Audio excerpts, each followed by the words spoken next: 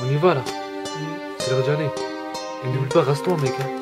Ah, Vas-y.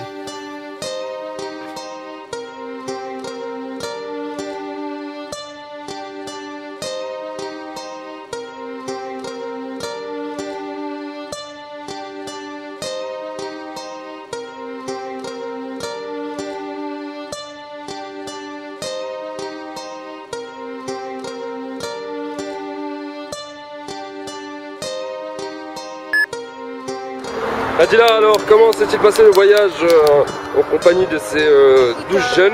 Petit choc culturel dès l'arrivée à notre aéroport.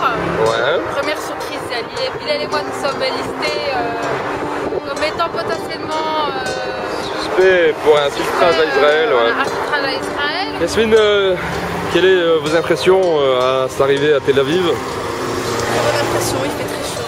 Ça a été, alors tu as été la seule à être passée à la douane sans problème avec le tampon? En effet. J'aime Qu'en pas. pensez-vous du voyage à Tel Aviv? Ça-t-il bien passé? Non, trop long. Trop long? Petite Petite frayeur, hein. Et C'était toi? un peu long, mais sinon ça va. Comment s'est passé le voyage? Ça a été Très rapide. au niveau de la douane, tout ça? Ben, on a quand même attendu 1 heure à l'aéroport. Ouais, quand même. On a eu beaucoup peur, mais du coup on est passé. Là, on est soulagé.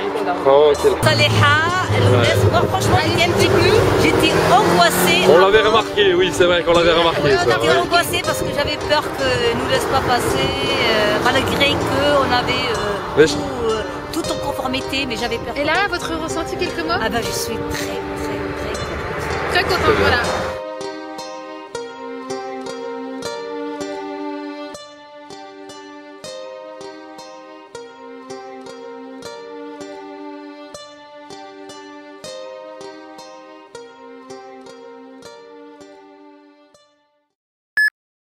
Je vais me préparer, donc aujourd'hui on décolle pour Hébron. Donc voilà, j'ai préparé mon petit sac. De quoi dormir ce soir. Et là, cette valise là, on va la laisser ici, donc à l'hôtel. Donc j'ai pris que le nécessaire. Donc on va visiter l'usine de Képier. Et puis on va dormir en famille d'accueil là-bas. Ça doit être un checkpoint là.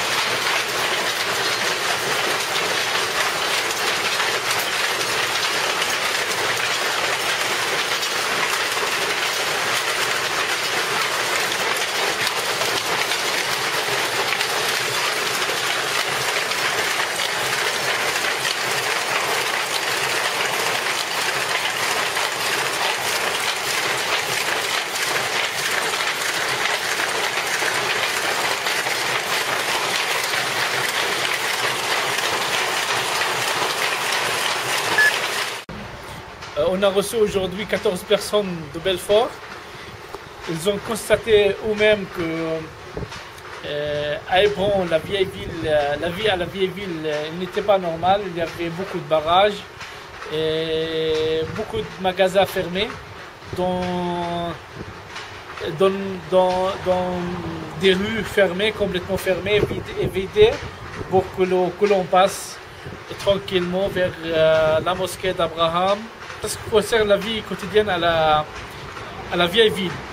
Mais en général, la situation politique en Palestine n'est pas stable du tout.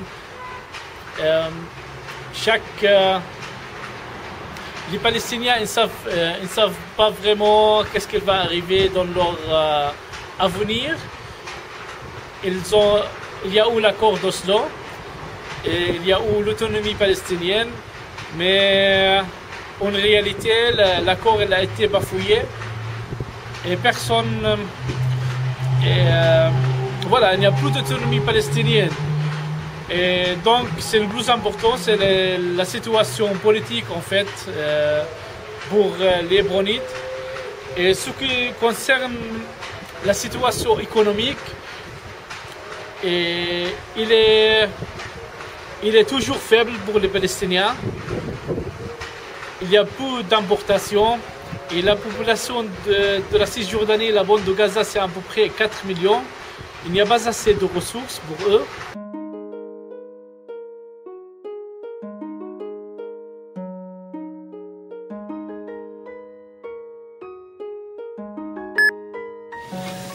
Là, on est en train de prendre le petit déjeuner chez la famille palestinienne. C'est du beurre moussé, de la lumière. Je connais pas trop le reste. On était en famille d'accueil, donc là on va se lever, là il est 7h30. Là on vient d'affréter un taxi, donc on est trois, il y a moi et Kelman et puis toi. Donc là on va retrouver l'autre groupe et on décolle pour Bethléem.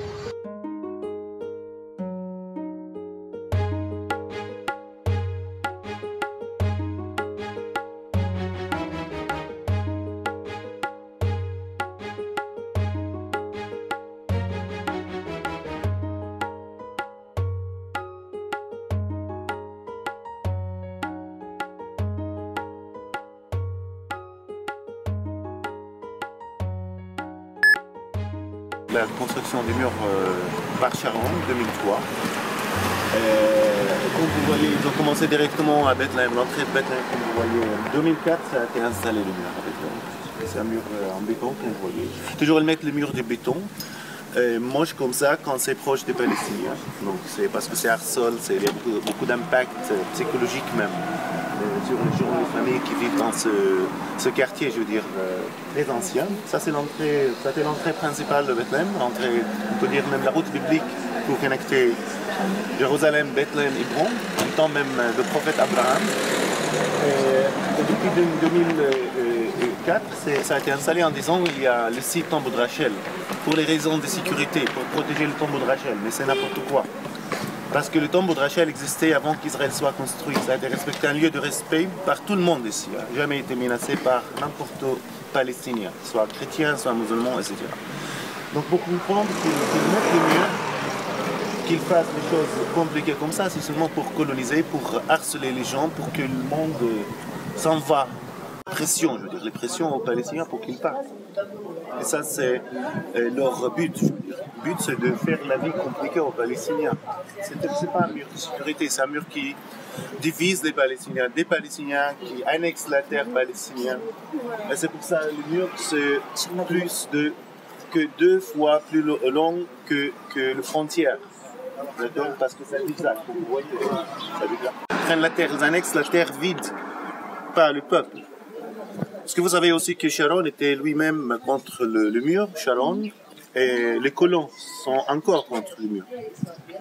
Vous savez pourquoi? Parce que pour eux, le mur donne un peu de terre pour les Palestiniens. C'est fou, hein? Parce que tous les colons, Sharon, étaient pour le transfert de tous les Palestiniens. Ça, c'est leur politique. Donc, ils n'ont pas réussi à transférer tous les Palestiniens. Et maintenant, ils nous mettent dans des ghettos. On est dans des ghettos de partout en Cisjordanie. Ghetto Bethléem, ghetto Hébron, ghetto Ramallah, ghetto Naplouse, ghetto Kalkilia, et Jenin, tout le Karem. C'est des ghettos. Vous avez, je pense, vu les portes à l'entrée de chaque ville palestinienne.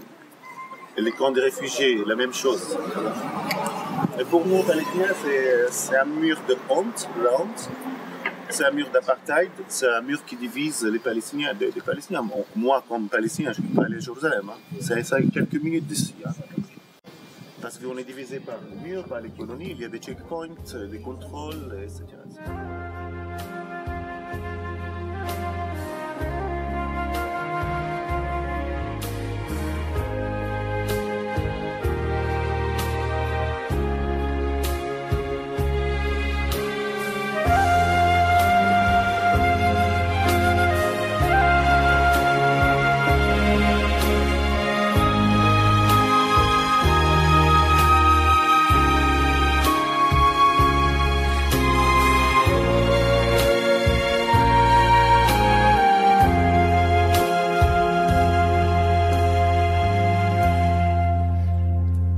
Mother, don't cry for me, I'm heading off to war. God Almighty is my armor and sword, Palestine, forever, Calais.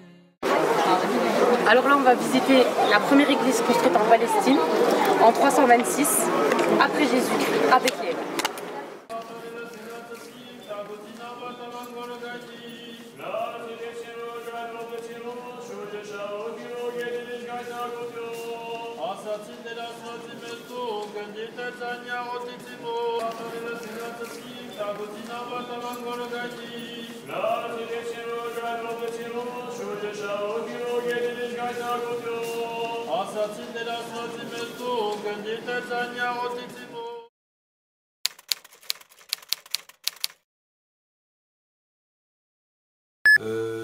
Pour ma part, j'ai passé ma soirée avec Foued, donc on était deux dans la famille d'accueil.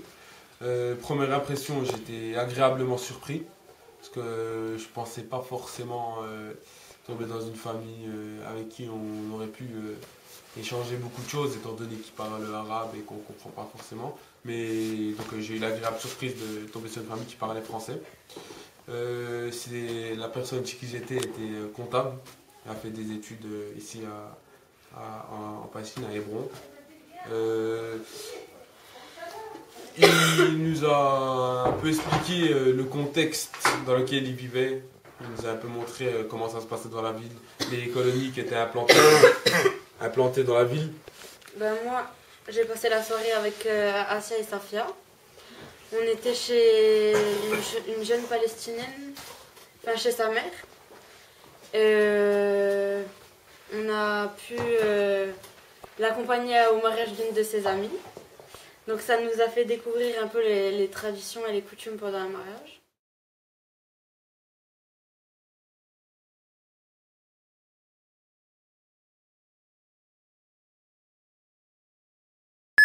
Donc aujourd'hui nous sommes le 25 avril.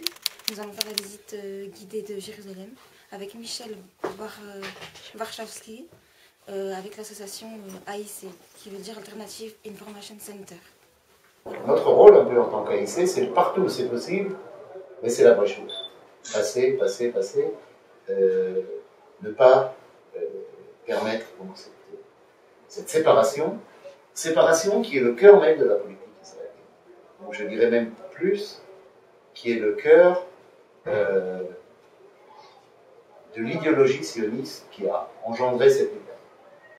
On ne parlera pas de cette région, même si c'est une courte nouvelle à la télé, sans que soient mentionnés 3 mots. Processus de paix. Et ça depuis maintenant 15 ans. Comme si le contexte que vit la Palestine-Israël depuis presque 2 décennies, c'est un processus de paix qui avance, qui recule, qui stagne.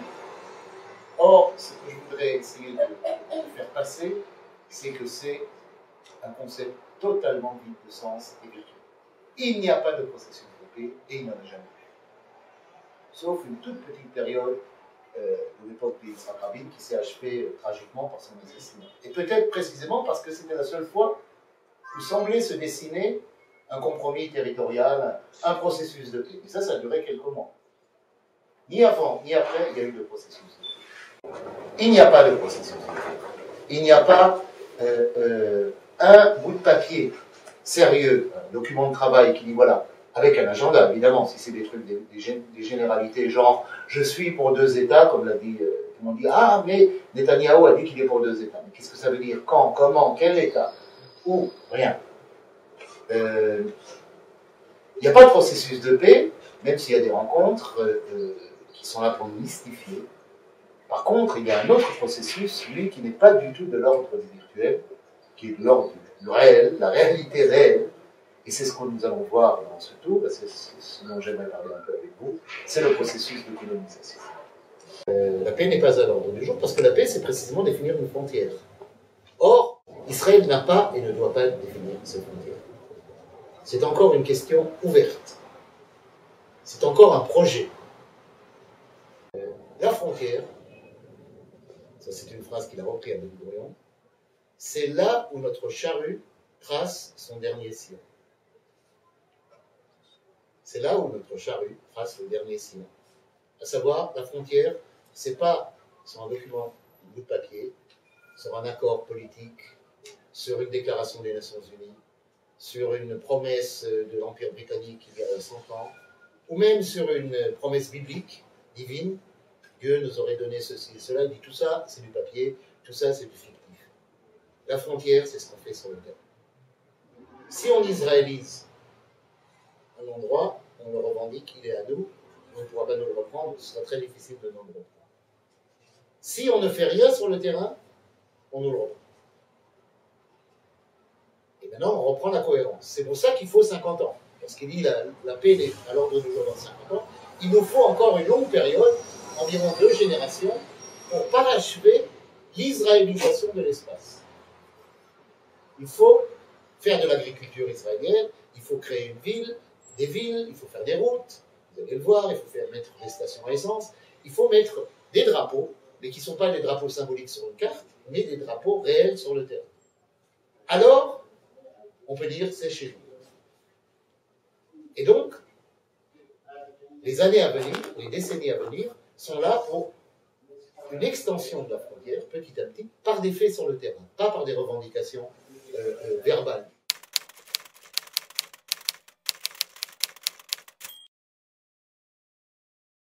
Alors, ça a été publié dans le quotidien Haaretz le 17 juillet 1996, et voilà ce qu'il dit. Quiconque parle de 300 à 400 000 nouveaux colons n'est qu'un rêveur. Notre objectif n'est pas démographique, mais de garantir à la population juive de Judée et Samarie, c'est-à-dire aux colons, de leur garantir qu'ils ne vivent pas derrière des clôtures barbelées, mais dans une continuité de présence juive. Je ne pense pas qu'il faille construire une colonie sur chaque colline. Ce qui compte, c'est où passent les routes, où on construit un centre, une zone industrielle ou un centre commercial ou une station à essence, où passe la ligne d'eau et qui a la main sur le robinet. Je pense que c'est parfait comme explication. Comment on crée des continuités et comment on renverse l'encerclement. Au départ, une colonie, c'est un îlot israélien entouré d'Arabes. Si on manœuvre bien et on met les routes là où il faut, c'est les zones arabes, même une ville grande comme Ramallah, qui seront encerclées, et c'est nous qui serons l'espace. Alors aujourd'hui, on va aller voir la vallée du Jourdain. On va rencontrer des fermiers à Naplouse et on va aussi aller voir la mer Morte.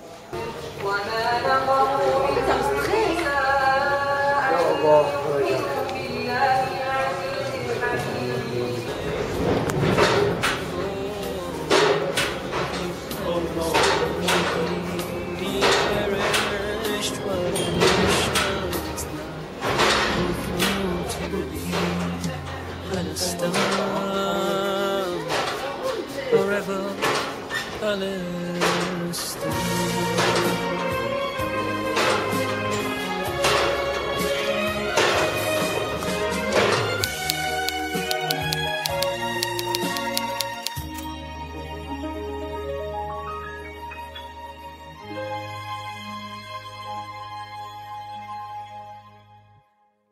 Donc bienvenue dans la ville historique de Jéricho.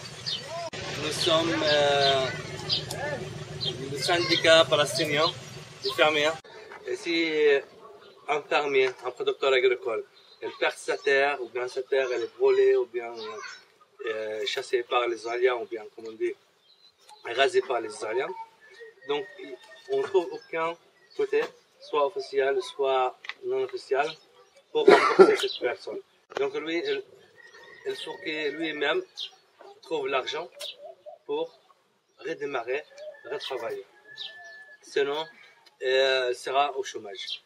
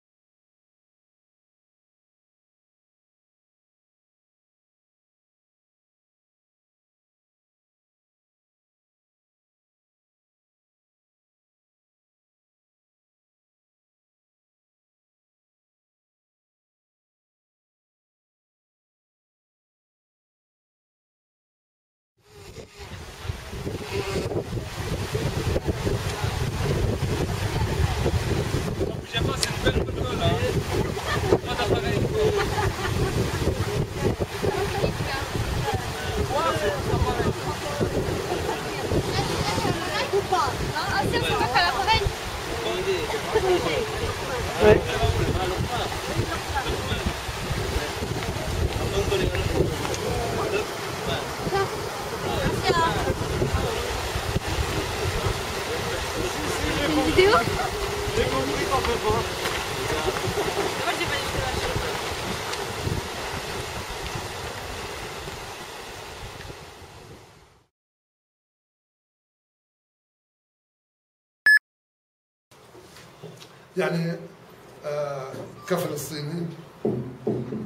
Je salue mes amis français et le peuple français de toute origine, algérienne, marocaine, tunisienne et turque, et à ceux qui militent pour la liberté des peuples. Nous avons besoin de votre soutien. Nous sommes un petit peuple qui a subi la plus grande et la plus violente colonisation au monde. Cet occupant veut nous extrader et nous expulser de notre terre. Nous comptons sur notre lutte, mais aussi sur votre soutien pour notre cause.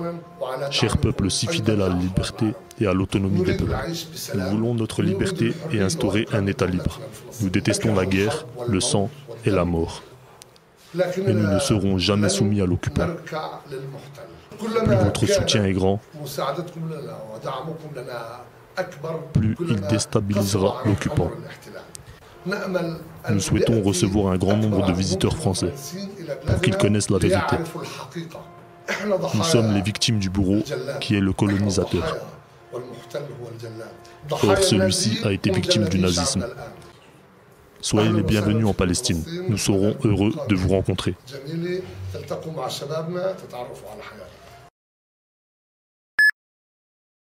Donc c'est très important que les Français viennent ici pour voir ce qui se passe. C'est très important de voir la situation, de venir pour pouvoir témoigner. Nous, ici en Palestine, je veux dire, on vit l'occupation depuis maintenant 45 ans, et donc c'est important que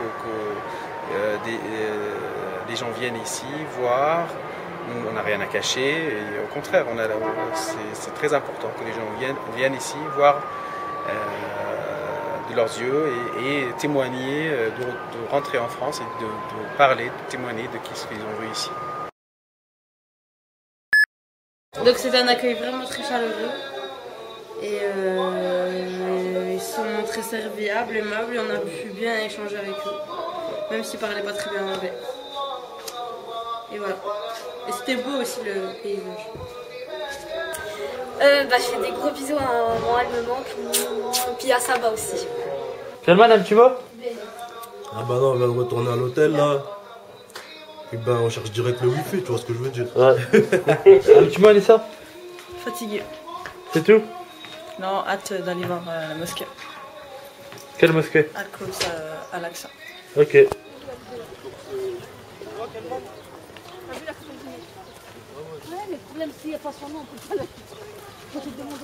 Alors,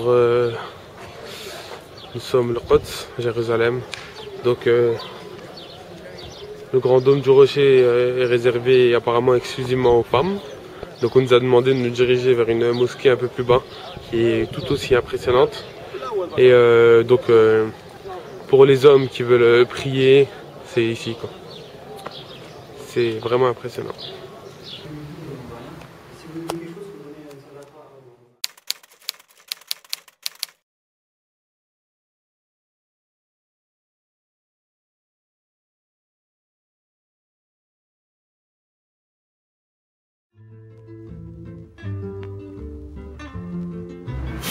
Free Palestine. Zedouard. Free Palestine. Viva Palestine. Free Palestine.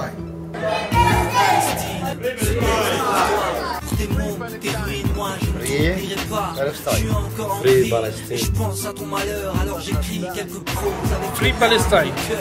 J'imagine même pas la souffrance que tu portes quand les bombes explosent sur le pas de ta porte. Je t'apporte comme je peux un peu de réconfort. Dimension sensorielle, c'est balles contre peau de fleurs. Oh Palestine, exilée sur ta propre terre, je vais faire pousser la rose sur des cendres amères. Donc voilà, 30 avril, il reste plus de mieux, on rentre à Belfort. Tout le monde parle de sa petite vie. Et j'ai juste beaucoup de choses à dire. C'est un voyage exceptionnel. C'est un truc à faire une fois dans notre vie pour voir vraiment la réalité là-bas. Et j'ai hâte de rentrer pour réaliser ce montage. Palestine, je te cherche comme on cherche la vie dans tes ruines. Oh, Palestine, je te cherche comme on cherche le sourire dans tes larmes. Oh, Palestine, je te cherche comme on cherche la vie dans tes ruines.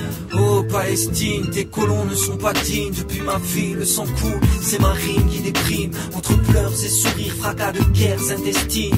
Les aiguilles du temps ne sont point amnésiques. Regardez ces larmes qui découlinent sur les écrans. Et le monde entier souffle, le chaud et le froid. À tous ceux qui, comme moi, répriment les massacres. La Palestine vivra, je joins ma plume à mes actes. État de guerre ou état d'extermination. Depuis la mort du dernier siècle, aucune évolution. Ils dérobent des yeux de l'innocence son espoir. Et le chant de leurs bombes ont voilé les étoiles. Chérie Yassine, Sabra et Shatila. Je suis le témoin de ce destin dans les ruines de Ramallah. Je suis le témoin d'un fleuve ancien qui trace un sillon sans avenir. Je suis le témoin entre l'étoile et le croissant. Oh Palestine, je te cherche comme on cherche le sourire dans tes larmes. Oh Palestine, je te cherche comme on cherche la vie dans tes ruines. Oh Palestine, je te cherche comme on cherche le sourire dans tes larmes. Oh Palestine, je te cherche comme on cherche la vie dans tes ruines. Je suis le témoin de tant de mers,